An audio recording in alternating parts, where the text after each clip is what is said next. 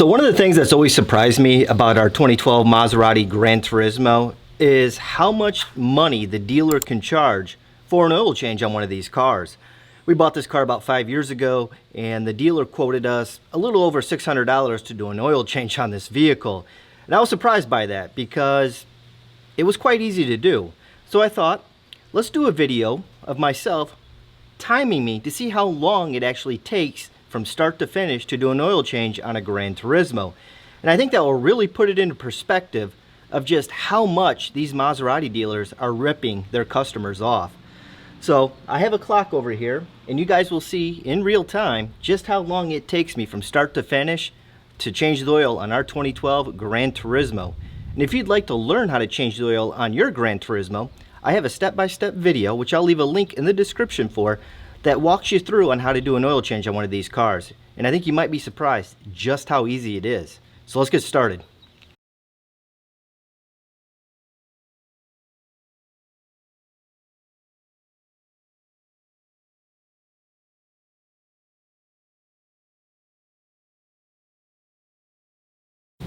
So when I change the oil, I'm not gonna rush to do it to get a great time. I'm gonna do it like I normally do, which is take my time and make sure it's done right. So that way you guys get an accurate idea of how long it takes to change the oil on one of these cars. So I've got the timer set, so let's get started.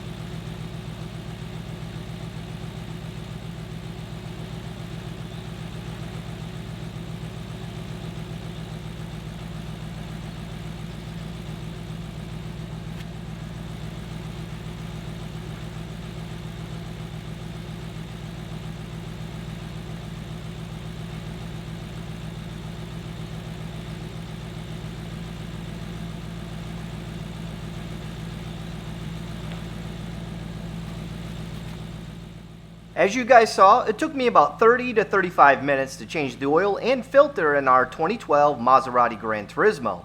I'll leave it up to you if you think it's worth it paying over $600 to get this service performed at your local dealer. All that's left to do is let the car sit for about 10 minutes, and then I'll double check the oil level and top off as necessary. As for the maintenance light, I reset mine using an Autel MK808TS. This tool is kind of expensive, but it has paid for itself so many times during my ownership. I have used this tool to program new tire pressure sensors for the Granturismo. It also reads Maserati specific codes, and it works on a variety of makes and models. If you really want to make an attempt at servicing a car like this on your own, then you really need a capable tool like the MK808 to do so. I know I couldn't live without mine. If you're one of those people who prefers not to service their car themselves, then I highly recommend that you bring a car like this to an independent mechanic versus your local dealer. In most cases, an independent shop who specializes in vehicles like this will not only be much cheaper for service, but the quality of their work will probably be much better too. Personally, I have never had good luck with dealers working on my vehicles. Hence the reason I started working on all of my exotic cars myself. I even took one Porsche dealer to court over 20 years ago and won. So you really have to be careful about who you choose to work on your car. Reputation is everything in this industry. I haven't paid out of pocket for service in over 20 years, so maybe things have changed since then. If you have a dealer experience to share, good or bad, let me know about it in the comments section. If you want to learn more about working on your Granturismo, then check out my Granturismo DIY playlist. I'll leave a link in the description. I created this playlist to help people from the tyranny of this dealership, so I hope they help you save some money. So long, and happy wrenching!